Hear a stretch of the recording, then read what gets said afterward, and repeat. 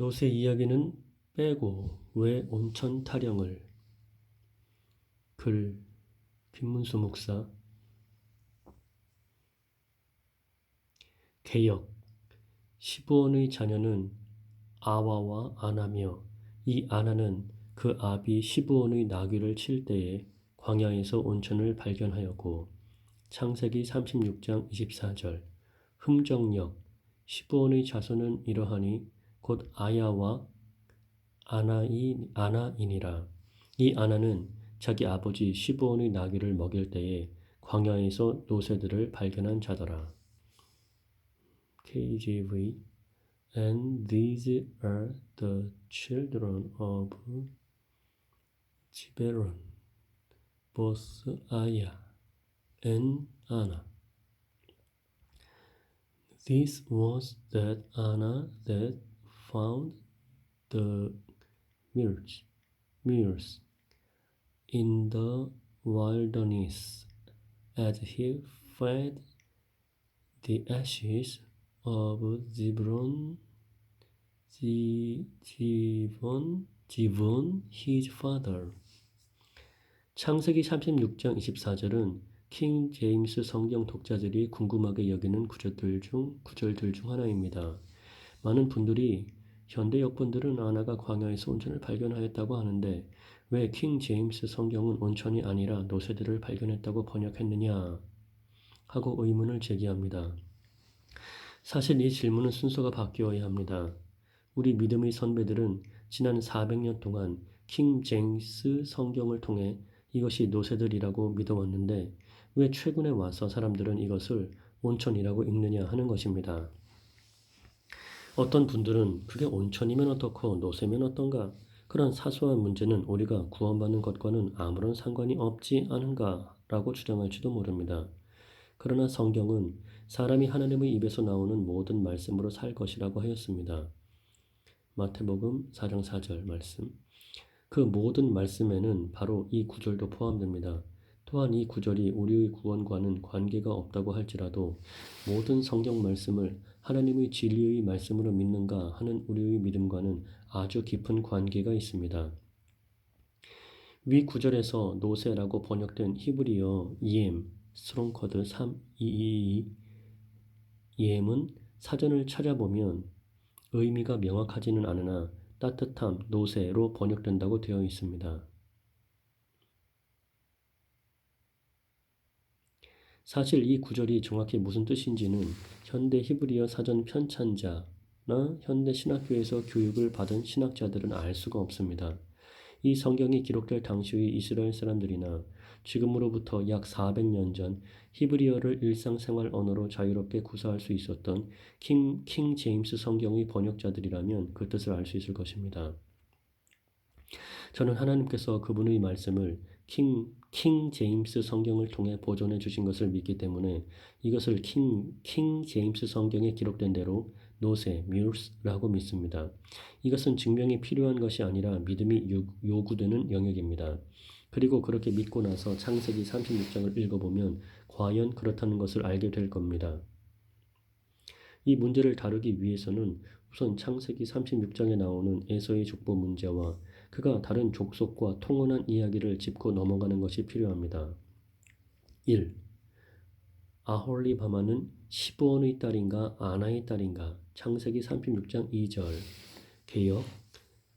에서가 가나안 여인 중 헷 족속 중 엘론의 딸 아다와 히위 족속 중 시브온의 딸 아나의 소생 오홀리바마를 자기 아내로 취하고. 창세기 36장 2절. 흠정역.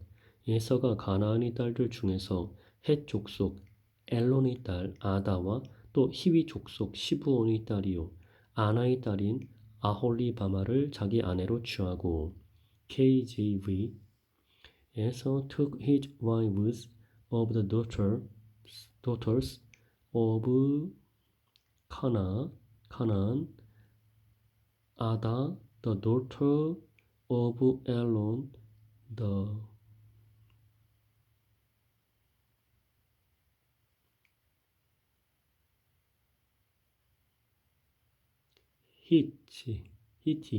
히위 족속 히티 and Ahalibama, the daughter of Anna, the daughter of Zib,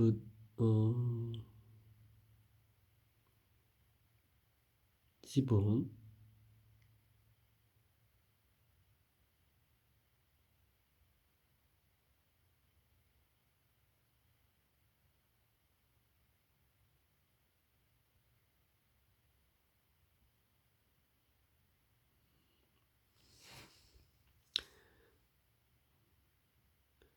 Asa took his wives of the daughter of Canaan, Ada the daughter of Elon,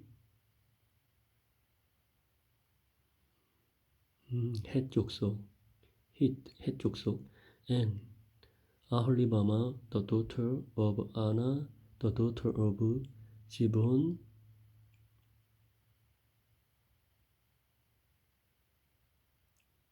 히위 족속. 에서는 아내를 여럿 두었는데 그 중에는 아홀리바마라는 여자가 있습니다. 킹 제임스 성경은 그녀가 히위 족속 시브온의 딸이요 아나의 딸이라고 합니다. 히위 족속 시브온의 딸, 아나의 딸.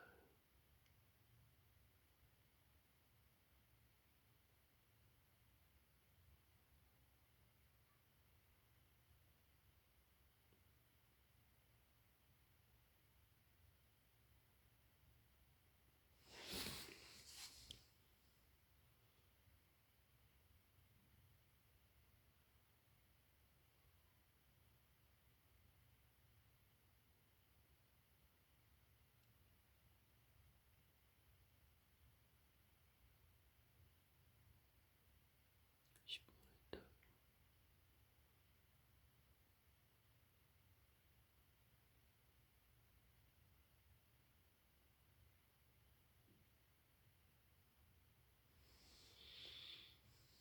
시브온의 딸, 아나의 선생 아홀리바마.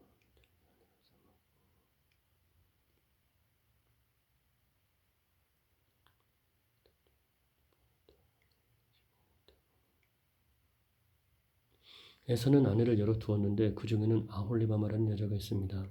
킹 제임스 성경은 그녀가 히위 족속 시브온의 딸이요 아나의 딸이라고 합니다. 이에 반해 현대 역본들은 시브온의 딸이 아나이며 아나가 낳은 딸이 아홀리바마라고 주장합니다. 이는 이 구절을 킹 제임스 성경처럼 The daughter of Anna와 The daughter of 지브온을 동격으로 볼 것인가, 현대 역본들처럼 아나, The daughter of 지브온과 같이 시브온의 딸이 아나를 수식하는 것으로 볼 것인가 하는 문제입니다.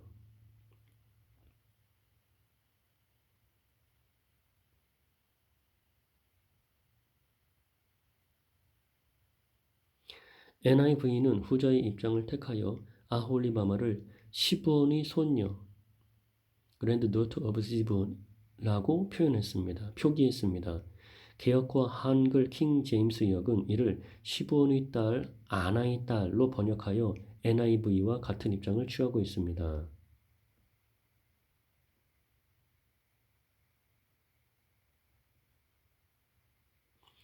이렇게 번역할 경우 다음과 같은 문제가 발생합니다. 우선 창세기 36장에는 아나라는 이름이 여러 번 나오는데 이들 모두가 남자라는 겁니다. 즉 아나는 남자이기 때문에 시브온의 딸이 될 수 없습니다.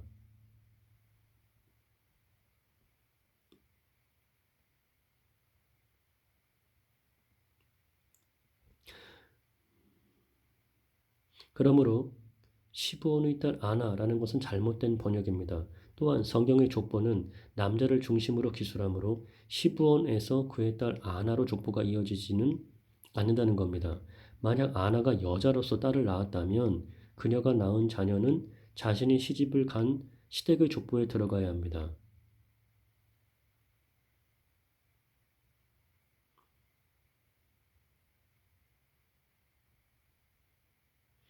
시브온이 시집간 딸과 사위 사이에서 낳은 외손녀를 자기 족보에 포함시키지는 않는다는 겁니다.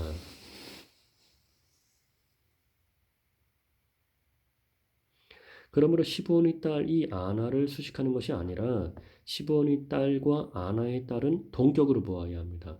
동격이라고 하니까 시부온은 아버지이고 아나는 어머니로서 둘 사이에서 태어난 딸이 아홀리바마가 아닐까라고 생각할 수도 있으나 아래 구절들을 살펴보면 그렇지 않다는 것을 알 수 있습니다.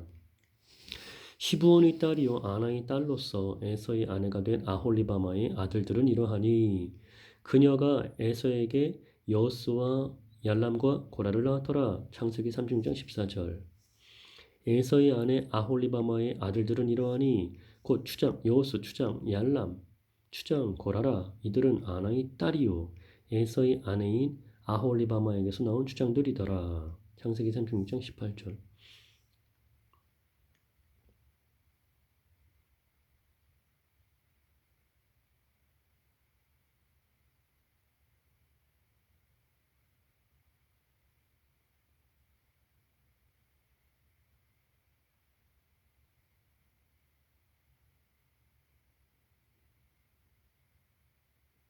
창세기 36장 14절에서는 2절과 마찬가지로 아홀리바마가 시브온의 딸이요 아나의 딸이라고 합니다. 그런데 18절에서는 아홀리바마가 아나의 딸이라고 합니다.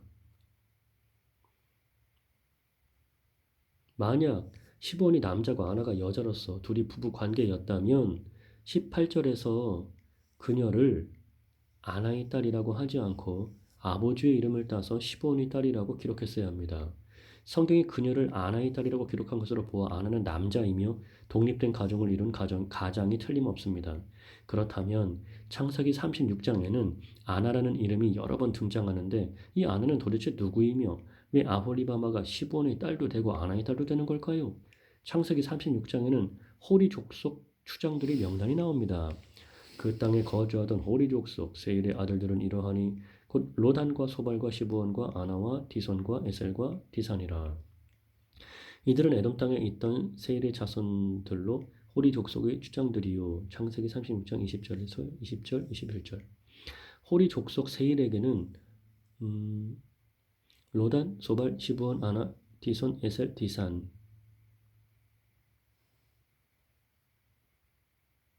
이렇게 7명의 아들들이 있었고 이들은 호리 족속의 추장들이었습니다. 분명히 시브온과 아나가 나란히 형제로 기록되어 있죠. 시브온, 아나, 시브온, 아나. 그리고 이들은 모두 남자 추장들입니다. 에서의 족보를 읽을 때 곁길로 새지 않도록 체계를 잡아서 읽으셔야 합니다. 전체 문맥을 보지 않고 36장 24절에서 26절만 읽으면 동명이인 때문에 혼란을 일으키게 됩니다. 시브온의 자손은 이러하니 곧 아야와 아나이니라. 이 아나는 자기 아버지 시브온의 나귀를 먹일 때에 광야에서 노새들을 발견한 자더라. 아나의 자손은 이러하니 곧 디손과 아나의 딸인 아홀리바마더라.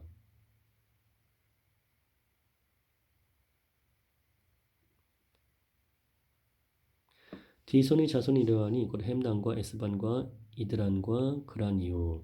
창세기 36장 24절에서 26절. 위 족보만 읽으면 시브온에게 아나가 태어나고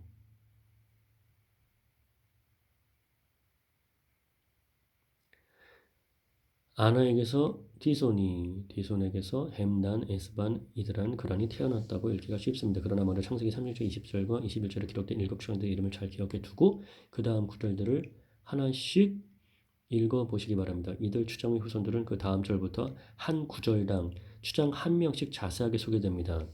36장 22절 로단의 자손은 호리와 헤맘이며 로단의 누이는 딥나더라. 36장 23절 소발의 자손은 이러하니 곧 알반과 마나핫과 에발과 스보와 오나미요. 36장 24절 시브온의 자손은 이러하니 곧 아야와 아나이니라. 이 아나는 자기 아버지 시브온의 나귀를 먹을 때에 광야에서 노새들을 발견한 자더라. 36장 25절 아나의 자손은 이러하니 곧 디손과 아나의 딸인 아홀리바마더라. 36장 26절 디손의 자손은 이러하니 곧 햄단과 에스반과 이드란과 그라니요. 36장 27절 에셀의 자손은 이러하니 곧 비란과 사반과 아가니요. 36장 28절 디산의 자손은 이러하니 곧 우수와 아란이니라.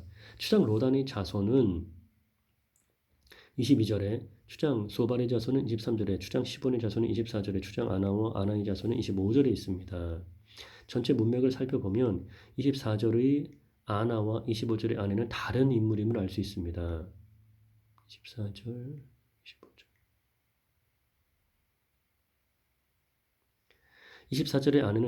24절의 아나는 추장 시브온의 아들이며 25절의 추장 아나는 호리 족속 세일의 아들로서 시브온과 형제지간입니다.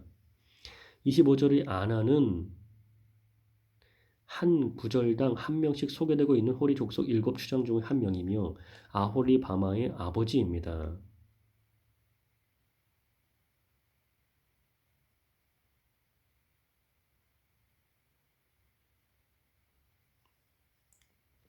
그 다음에 나오는 추장 디손의 자손은 26절에, 추장 에셀의 자손은 27절에, 추장 디산의 자손은 28절에 소개되어 있습니다. 에돔 민족의 족보상 아홀리바마는 분명히 아나의 딸입니다. 이 추장 아나는 세일의 아들이요 시브온의 형제입니다.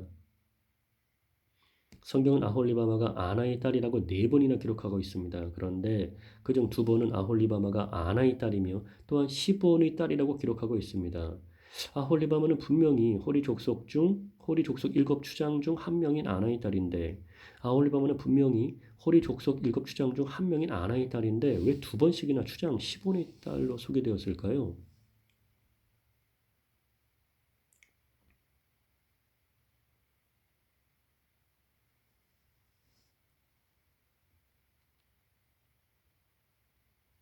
개역이나 NIV 등은 시브온의 딸을 시브온의 손녀라고 해석하지만 그것은 옳지 않습니다.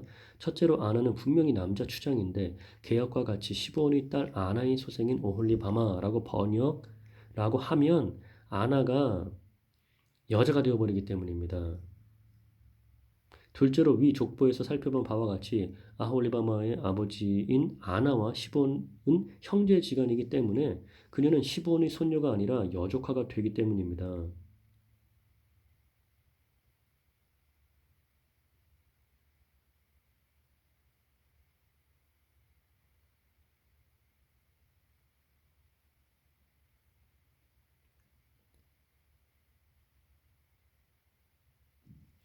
오홀리바마라는 여자가 족보상으로는 자기 아버지 아나의 딸인 동시에 자기 숙부 시브온의 딸로 될 수 있다면 아마도 그녀는 시브온이 아니라 아내와 간음을 하여 시브온이 아니라 아나의 아내 그녀는 시브온이 아나의 아내와 간음을 하여 그들 사이에서 태어난 딸일 겁니다.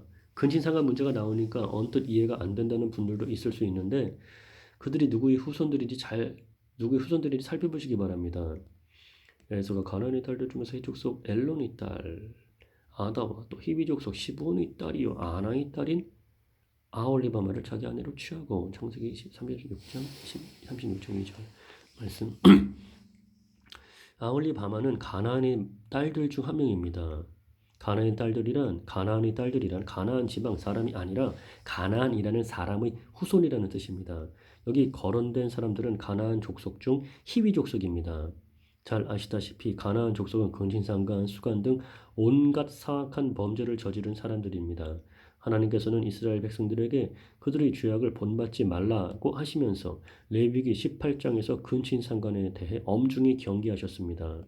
너희는 전에 너희가 거하던 이집트 땅의 행위를 따라 행하지 말며 내가 너희를 데려갈 곳 신 가나안 땅의 행위를 따라 행하지 말고 또 그들의 규례대로 걷지 말며 레위기 18장 3절 말씀. 그러므로 가나안 족속의 후손인 시브온이 자기 형제의 아내를 가까이하여 간음을 하고 그들 사이에서 딸을 낳는 일은 그 족속들에게 있어서는 별로 생소한 일이 아닙니다. 레위기 18장 16절 말씀. 에서의 아내 아홀리바마는 가나안의 딸들 중 한 명이었는데 그녀는 시브온의 딸이요 또한 아나의 딸이었습니다. 왜 제가 온천과 노새의 관계에 대해서는 이야기하지 않고 성경에 몇 줄 나오지도 않는 에서의 결혼 이야기와 이번 주제와는 별 관계도 없어 보이는 에서의 처갓집 족보 이야기를 이렇게 장황하게 늘어놓는다고 생각하십니까? 그것은 이번 주제가 씨의 보존과 씨를 섞는 것과 관련되어 있기 때문입니다. 이삭은 아브라함의 씨에서 나왔습니다. 아브라함은 이삭이 가나안의 딸들과 결혼하여 씨를 섞는 것을 원치 않았기에 멀리 밧단 아람에까지 사람을 보내요.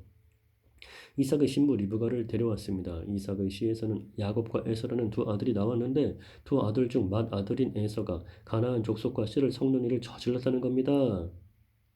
그 내용이 창세기 26장과 28장 그리고 지금 다루고 있는 창세기 36장에 상세하게 기록되어 있습니다. 에서가 40세에 해족속 부엘리의 딸 유딕과 해족속 엘론의 딸 바스맛을 아내로 취하였는데 그들이 이삭과 리브가에게 마음의 근심거리가 되었더라. 창세기 26장 34절 35절 말씀. 또 에서가 보니 가나안의 딸들이 자기 아버지 이삭을 기쁘게 하지 못하므로 창세기 28장 6절 말씀. 2. 에서와 호리 족속의 관계. 창세기 36장 2절에서는 아홀리바마가 가나안 족속 중 히위 족속의 딸이라고 했습니다. 그런데 36장 20절에는 그녀가 호리 족속 세일의 아들 시브온의 딸 아나의 딸이라고 기록되어 있습니다. 이는 호리 족속도 가나안의 후손이라는 것을 보여줍니다.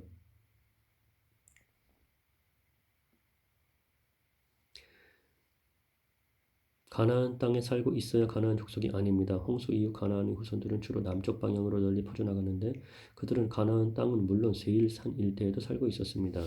그렇다면 성경에 나오는 호리 족속은 어떤 사람들이며 에서와는 무슨 관계가 있을까요? 신명기 2장에는 그들의 정체가 기록되어 있습니다. 과거의 족속이 그 안에 거하였는데 그 백성은 크고 많으며 아낙 족속처럼 키가 컸으므로 아나킴스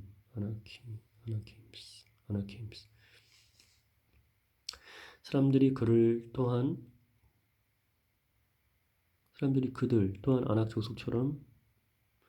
그들 또한 아낙 족속처럼 거인으로 여겼으나 모압 족속은 그들을 엠족속이라 불렀으며 예전에 호리 족속 호림스도 세일에 거하였으나 에서 자손이 그들 앞에서 그들을 멸하고 그들의 뒤를 이어 그들 대신 그 땅에 거하였으니 그것은 마치 이스라엘이 주께서 자기들에게 주신 자기 소유의 땅에서 행한 것과 같았느니라. 신명기 2장 10절에서 12절 말씀. 옛날에 거인들이 그 안에 거하였으므로 사람들이 그것 또한 거인들의 땅으로 여겼으며 암몬 족속은 그들을 삼숨 족속 쌈즈밈스이라 불렀느니라. 그 백성은 크고 많으며 아낙 족속처럼 키가 컸으나 주께서 암몬 족속 앞에서 그들을 멸하셨으므로 암몬 족속이 그들의 뒤를 이어 그들 대신 그 땅에 거하였으니 그것은 마치 그분께서 세일에 거하던 에서 자손을 위하여 그들 앞에서 호리 족속을 멸하신 것과 같았느니라. 그들이 호리 족속의 뒤를 이어 그들 대신 이날까지 거기 거하였으며 또 갑돌에서 나온 갑돌 족속이 하세림에 거하며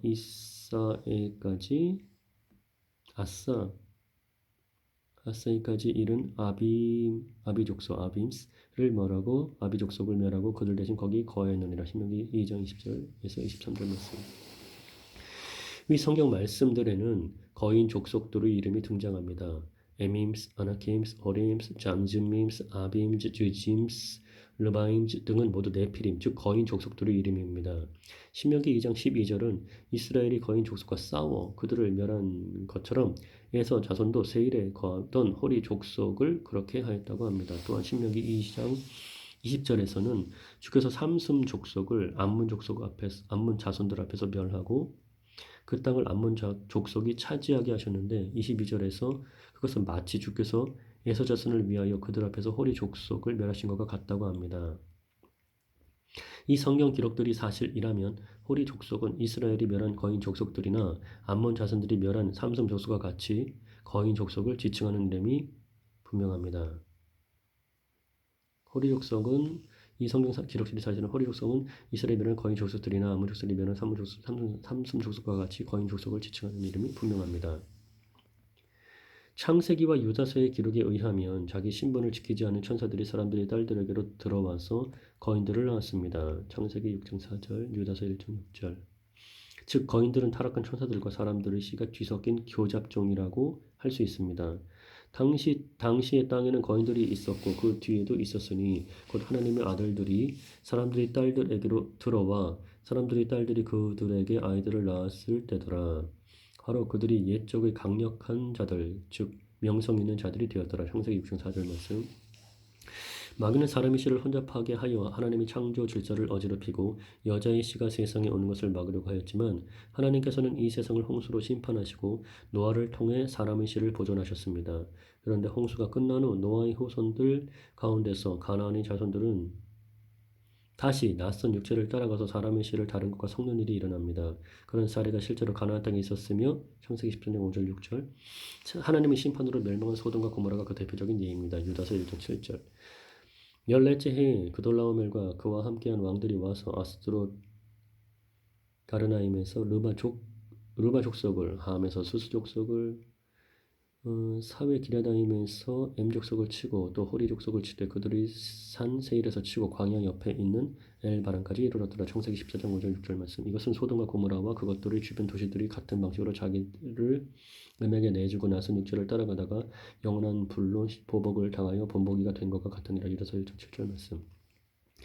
창세기 14장의 기록과 같이 거인적인 호리 족속은 세일산에 살고 있었습니다. 그런데 하나님께서는 세일산을 에서에게 주셨다고 합니다. 여호수아 24장 4절 말씀.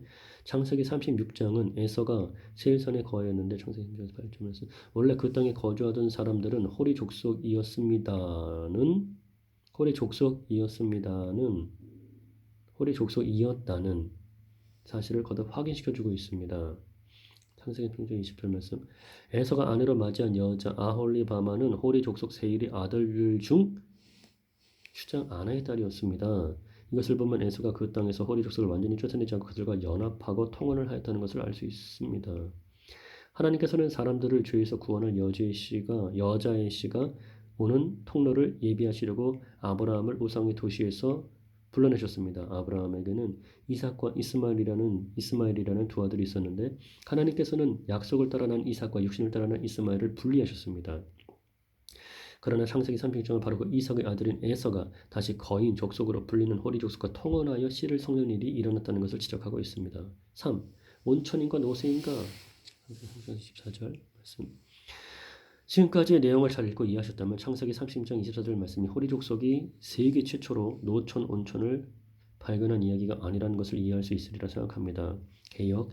시브온의 자녀는 아야의 아내 아야와 아나며 이 아나는 그 아비 시브온이 나귀를 칠 때에 광야에서 온천을 발견하였고 창세기 24절.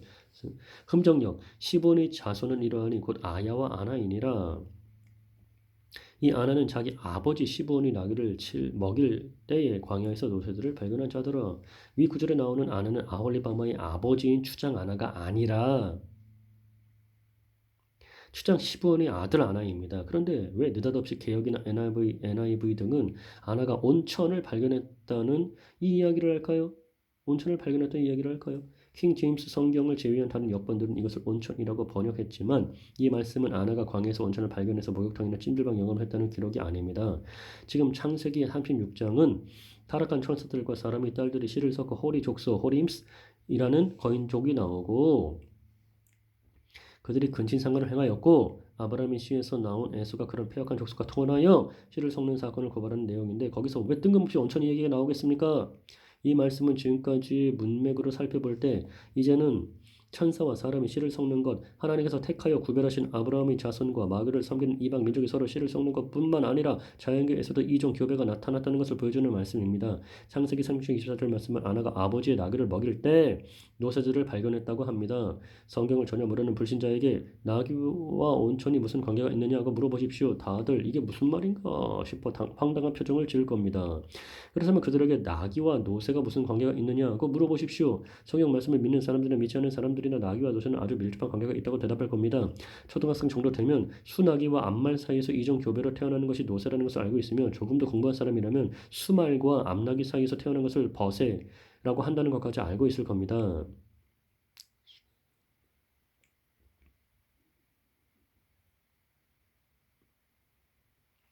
노새는 수나귀와 암말 사이에서 나오지만 자연적인 상태에서는 이들 사이에 저절로 교배가 이루어지지 않습니다. 이것은 마치 개가 고양이에게서 성욕을 느끼지 않는 것과 마찬가지입니다. 창조과학회의 기사 중 일부를 인용해 보겠습니다.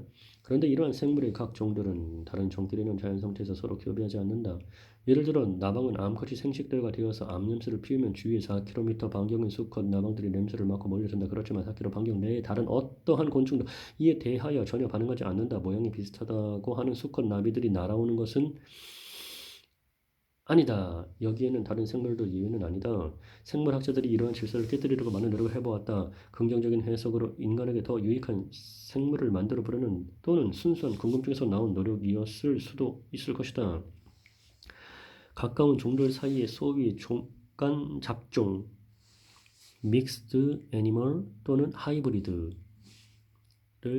종간 잡종을 만들어 본 것이다. 예를 들면 사자와 호랑이를 통해서 라이거 또는 타이온을 만들어 보았고 사자와 표범, 레오파드, 사자와 표범을 가지고 레오폰, 당나귀와 말 사이에서 잘 알려진 노새, 던스, 말과 얼룩말, 지브르를 가지고 제브루스, 염소, 고초와 양, 쉐프 사이에 나온 깁 등이 그들이다. 분명한 것은 이들은 모두 자연 상태에서 얻어진 것이 아니라 바이오 테크놀로지를 통하여 인공 수정한 것들이다. 만약에 동물원에서 암컷 호랑이와 수컷 사자를 같은 우리 안에 놓고 아무리 새끼 낳기를 기다린다 해도 이들은 새끼를 낳지 않는다. 서로 친해질지는 몰라도 또한 한 우리 안에 암수의 말과 당나귀를 같이 놓고 아무리 기다려도 이들은 노새를 생산하지 않는다. 위에 나열한 종간 잡종들은 전적으로 인공 수정에 의하여 만들어진 것이다. 자료 출처는 kcr.or.kr 라이브러리 아이템 뷰 ESP 2095 하나님의 창조 질서를 따르고 있는 동물들은 자연 상태에서는 서로 다른 종끼리 교미를 하지 않습니다. 오직 하나님을 떠나 범죄한 사람들이 수치스런 애정을 따라서 하나님께서 창조하신 본성에 어긋나는 것, 곧 동성애나 수간을 행하지 동물들은 하나님께서 주신 본능에 따라서 행합니다. 이러한 까닭에 하나님께서 그들을 수치스런 애정에 내주셨으니 이는 심지어 그들의 여자들도 본래대로 쓸 것을 본성에 어긋나는 것으로 바꾸었기 때문이라. 로마서 1장 26절 말씀. 하나님께서는 노새를 창조하신 적이 없으며 노아의 방주에 노새를 태우신 적도 없습니다. 왜냐하면 하나님께서는 땅의 모든 짐승을 그 종류대로 만드셨고 창세기 1장 25절 말씀 노아의 방주에서 나간 짐승들이 땅에서 풍성하게 번식하라고 하셨는데 창세기 8장 10절 말씀 노새는 번식을 할 수 없는 동물이기 때문입니다. 하나님께서 땅의 짐승을 그것의 종류대로 가축을 그것의 종류대로 땅에서 기는 모든 것을 그것의 종류대로 만드시니라. 하나님께서 보시기에 좋았더라. 하나님께서 땅의 짐승을 그것의 종류대로 가축을 그것의 종류대로 땅에서 기는 모든 것을 그것의 종류대로 만드시니라. 하나님께서 보시기에 좋았더라. 창세기 1장 25절 말씀. 모든 육체 중에서 너와 함께한 모든 생물 곧 날짐승과 가축과 땅에서 기는 모든 기는 것을 너와 함께 데리고 나가 그것들이 땅에서 풍성히 번식하며 땅 위에서 다산하고 번성하게 하라 하시니. 창세기 8장 17절 말씀. 그러므로 아나가 광야에서 발견한 노새는 자연 발생적으로 생긴 것이 아니라 그 지역에 살고 있는 누군가에 의해 인공적으로 교배된 것이라고 생각합니다. 오늘날과 같이 정교한 유전공학 기술과 장비가 없더라도 동물의 배란과 수정에 대한 기초적인 원리만 이해한다면 인위적으로 나귀의 정자를 채취하여 말의 자궁에 주입하거나 암말이 발정기일 때에 수나귀와 교미를 하도록 유도할 수 있습니다. 아마도 그런 사악한 기술은 방대한 지식을 가지고 있는 천사들을 통해서 그들의 후손인 거인들에게 전수될 겁니다. 가나안 땅의 안악 자손들은 장정 두 사람이 힘을 합쳐서 매야 할 정도로 큰 포도송이를 만드는 기술도 보유하고 있었으니 민수기 13장 23절 말씀. 그들로서는 이종 교배로 노새를 만드는 것 정도는 아주 쉬운 일이었을 겁니다. 또 그들이 에스골 시내에 이르러 거기서 포도 한 송이가 달린 가지를 잘라 두 사람이 막대기에 메고 또 성리와 무화과를 가져오니라. 민수기 13장 1절 말씀. 그들은 하나님께서 정하신 창조의 질서와 그분의 법규를 지키지 않고 서로 다른 씨를 섞음으로써 하나님 앞에서 가증한 일을 행하고 그분의 권위에 도전한 것입니다. 너희는 내 법규를 지킬지어다. 너는 네 가축을 다른 종류와 교미시켜 새끼를 낳게 하지 말고 네 밭에 씨를 섞어 뿌리지 말며 아마와 양털을 섞은 옷을 입지 말라. 레위기 19장 19절 말씀. 하지만 그렇게 해서 얻은 노새는 불임이라 다음 세대를 생산하지 못합니다. 하나님께서 만드신 생명의 법칙은 참 놀라워서 이런 변형 종들이 함부로 그 다음 세대로 증식되지 않도록 합니다. 참고로 노새는 성경에서 호리 족속에 의해 처음 발견되었고 창세기 36장 24절 말씀. 시편에서는 제갈과 굴레로 붙들어야 말을 듣는 지각 없는 존재로 표현되었으며 시편 32편 9절 말씀. 마지막 때에 있을 재앙에 대한 성경 기록에서 마지막으로 등장합니다. 스가랴 14장 15절 말씀. 스가랴 14장 15절 말씀. 너희는 지각이 없는 말이나 노새같이 되지 말지어다. 그것들의 입은 반드시 제갈과 굴레로 붙들어야 하나니 그리하여야 그것들이 내게 가까이 가지 아니하리라. 시편 32편 9절 말씀. 또 말과 노새와 낙타와 나귀와 이 장막들에 있을 모든 짐승에게 임할 재앙도 이 재앙과 같으리라. 스가랴 14장 15절 말씀. 하나님께서는 질서의 하나님이시며 거룩한 분이십니다. 그래서 그분은 모든 짐승들을 종류대로 창조하시고 그 종들이 보존되도록 하셨습니다. 또한 아브라함을 택하시고 택하신 백성들이 주변에 있는 이방 민족들과 섞이지 않도록 분리하셨습니다. 그러나 창세기 36장에는 천사들과 사람의 딸들이 결혼하여 씨를 섞어서 태어난 거인 족속이 등장하고 아브라함의 씨요 이삭의 씨에서 나온 에서가 그들 족속의 딸들과 결혼하여 이방 민족과 씨를 섞는 이야기가 기록되어 있습니다. 같은 장에는 그들이 인간계뿐만 아니라 자연계에도 인위적인 조작을 가하여 순아기와 암말 사이에서 이종 교배를 통해 노새가 나온 사실이 기록되어 있습니다. 이처럼 성경 본문의 문맥은 일관성 있게 이것이 하나님의 창조 질서를 어지럽히고 씨를 혼잡케 하는 사건들로 규정하고 있습니다. 킹 제임스 성경은 사람들이 천사들과 혼음하고 하나님의 백성이 이방 민족들과 씨를 섞고 서로 다른 종의 동물들을 이종 교배하여 하나님의 창조 질서를 어지럽히는 죄를 고발하고 있는데 현대 역본들처럼 노새 이야기는 빼놓고 온천 타령이나 하고 있어서는 이 말씀을 제대로 이해할 수가 없습니다.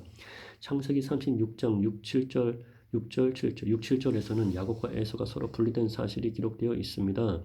그리고 그 다음에는 에서가 가나안의 딸들 히위 족속, 호리 족속의 딸과 결혼하여 씨를 섞은 사실을 기록하고 있습니다. 그렇다면 그 다음에는 어떤 이야기가 전개되겠습니까? 야곱의 자손들을 가나안 땅에 그대로 내버려 두었다가는 그들이 주변에 있는 가나안 족속들의 죄악과 사악한 풍습에 오염되어 버릴 것이 분명합니다. 그렇다고 지금 현재 지극히 세력이 미미한 야곱의 자손들로 가나안 땅을 정복할 수도 없습니다. 그래서 창세기 37장부터는 요셉의 이야기가 시작되면서 이스라엘이 이집트로 내려가는 과정이 기술됩니다. 하나님께서는 이스라엘 자손들을 이집트에서 분리된 지역 고센 땅에서 살게 하시고 이집트의 풍부한 자원으로 자기 백성들을 크게 번성하게 하셨습니다. 그 후에 주께서 그들을 이집트에서 인도하여 내어 가나안 땅으로 들어가게 하사 가나안 족속들을 진멸하고 아브라함에게 약속하신 그 땅을 차지하게 하신 것입니다. 이것이 전체 성경의 흐름 가운데서 창세기 36장이 차지하는 위치입니다. 저는 킹 제임스 성경을 알기 전에는 창세기 36장을 읽으면서 이것이 세계 최초로 발견된 광야의 온천이구나 하며 이런저런 상상을 했습니다. 하지만 왜 성경에 에서의 결혼 이야기가 기록되어 있는지 별로 중요해 보이지도 않은 에서의 처갓집 이야기와 세일산 원주민이었던 호리 족속의 이야기가 왜 그토록 상세히 기록되어 있는지 이해할 수가 없었습니다. 나중에 킹 제임스 성경을 읽고 거기서 노새라는 단어를 발견했을 때에야 비로소 씨를 섞은 교잡정이 떠올랐고 에서와 이방 민족과의 잡혼 천사와 사람의 교잡종인 거인 족속의 이름이 눈에 들어왔습니다. 만약 하나님께서 보존해 두신 노새라는 단어가 없었다면 저는 여기에서 씨를 섞는 교잡의 문제에 대해 주목할 수 없었을 겁니다. 지난 400년간 우리 믿음의 선배들은 창세기 36장 본문에서 노새를 발견했고 그것을 틀림없는 하나님의 말씀으로 믿어왔습니다. 그런데 왜 현대 역본들은 그것은 노새가 아니라 온천이라 제발 노새를 통해서 다른 종류 간의 씨를 섞는 이야기는 떠올리지 마라 하고 필사적으로 엉터리 번역을 양산하고 있을까요? 그것은 마교의 가르침을 따르는 성경 번역자들이 사람들로 하여금 창세기 36장을 바르게 이해하지 못하도록 하며 또한 말세의 마귀가 저지를 유전자 조작에 대해 주목하지 못하게 하기 위한 것입니다. 이 세상이 극도로 사악한 길로 행하여 하나님께서 이제 끝을 봐야겠다고 하실 때에는 하나님의 공의로운 심판이 나타났습니다. 그런 심판이 있기 전에는 씨를 섞는 것과 같이 극도로 부패한 일이 일어납니다. 노아의 홍수 심판이 있기 전에는 천사들이 자기들의 씨를 사람의 딸들과 섞는 일이 있었고, 창세기 6장 4절 말씀. 소돔과 고모라가 유황과 불로 멸망당하기 전에 그 땅에는 천사와 사람의 교작적인 거인들이 살고 있었습니다. 창세기 14장 5절 6절 말씀. 유다서 1장 6장 7 유다서 1장 6절 7절 말씀. 주께서 이스라엘 백성들을 사용하여 가나안 족속을 진멸하실 때 그 땅에는 역시 거인 족속들이 있었고, 민수기 13장 22절 28절 말씀. 가나안 족속은 사람의 씨를 짐승과 섞는 수간을 하여 하나님의 창조 질서를 어지럽히고 혼돈을 일으키고 있었습니다. 레위기 18장 3절 23절 말씀. 그리고 마지막 때의 마귀들은 다시 자신들을 사람들의 씨를 섞는 사악한 일을 저지르게 될 것입니다. 다니엘 2장 4절 말씀. 다니엘 2장 43절 말씀. 이것은 지금 과학이라는 권위를 입고 유전공학, 생명공학이라는 이름으로 버젓이 시행되고 있습니다. 왕께서 새와 진흙이 섞인 것을 보신 것 같이 그들이 자신을 사람들의 씨와 섞을 터이나 새와 진흙이 섞이지 아니함 같이 그들이 서로에게 달라붙지 못하리이다. 다니엘 2장 43절 말씀. 현재 전 세계적으로 나타나는 이상기후, 지진, 전쟁, 기근, 신종, 전염병, 종교, 통합운동, 마귀들의 거짓 교리, 유전자 추적 등의 징조들을 살펴보면 마지막 때가 가까이 왔다는 것을 알 수 있습니다. 다들 진리의 말씀을 굳게 붙잡고 정신 바짝 차리고 깨어 있으시기 바랍니다. 이 모든 것의 끝이 가까이 왔으니 그러므로 너희는 정신을 차리고 깨어 기도하라. 베드로전서 4장 7절 말씀. 아멘. 정신을 차리라, 깨어 있으라. 너희 대적 마귀가 울부짖는 사자같이 두루다니며 삼킬 자를 찾나니. 베드로전서 5장 8절 말씀.